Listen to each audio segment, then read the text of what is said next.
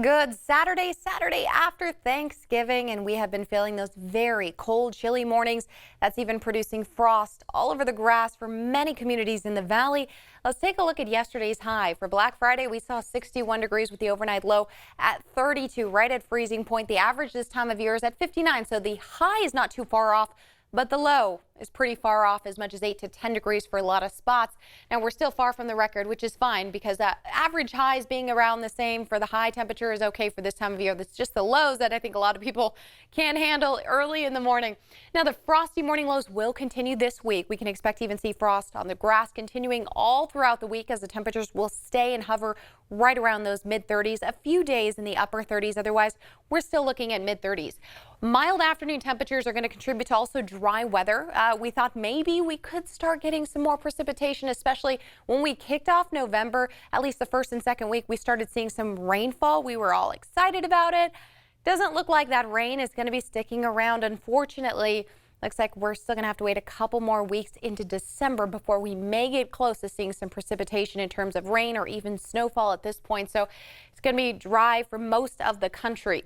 Periods of breezy conditions will come in by next week. We're talking about Tuesday into Wednesday as we start to see a high pressure system. This one out here is going to start building up, pushing the jet stream way up into Canada. That'll help to bring us some windy conditions Tuesday night into Wednesday. But currently we're looking at a low pressure system that's also seeing this associated cold front.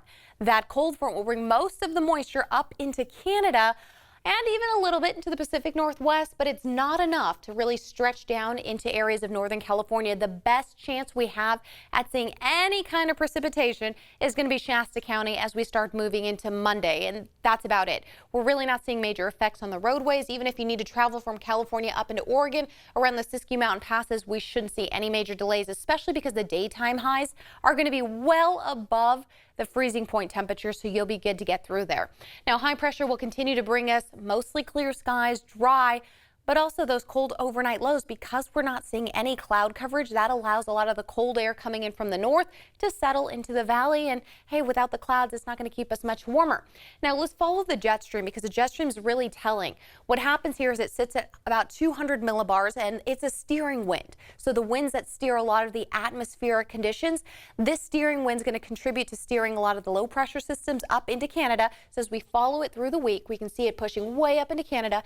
Let's stop it here, because this is where it's going to settle on Wednesday, bringing us this huge area and pocket of clearing. With that clearing, dry, sunny, but also now going to bring in strong winds. Because it's such a strong area here of high pressure, the big low towards this side here may bring some of those winds out of the north and out of the east coming in. This could create a fire hazard, or at least possibly a red flag warning.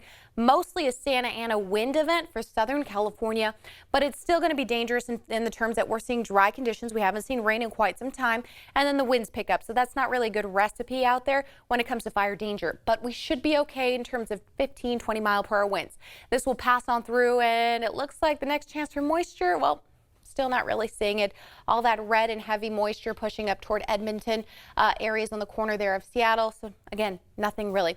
And if you want to take a closer look, you can see the green there. That's the rain on our radar. It pushes up toward the Pacific Northwest, then dissipates as it comes to the coastline here on Thursday. Nothing except maybe a few clouds pushing in, and then it's gone again. This might be our next best chance if this pushes further south, but I do not expect that to happen. Dry conditions, not just for us on the West Coast and not even just for the 4 states there in the Southwest, but check out most of the U.S. under dry conditions. The gray zone here for New England and the Northeast, that's going to be normal for this time of year. They're used to having kind of drier, might be a little bit wet, but they're normal. So no one's looking at drier conditions for the Northeast or even colder, or I should say wetter conditions.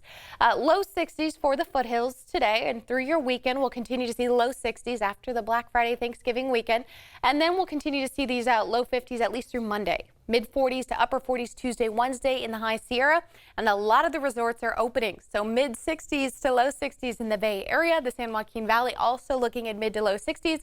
And in Sacramento, we'll be right around 62 degrees, and then about 64 for Vacaville, so a little warmer there. Lower 60s also continue. I sound like a broken record with 60s, 60s, 60s, 60s, right? Every single day into next week, mid 60s to low 60s. But the overnight lows is what you should really be concerned about because they're so cold. If you have sensitive plants, you may want to bring them where it might be a little warmer. I know a lot of people like to put those poinsettias outside. You might have to bring them in every night. So those mid to upper 30s will continue into next week with those mostly sunny skies.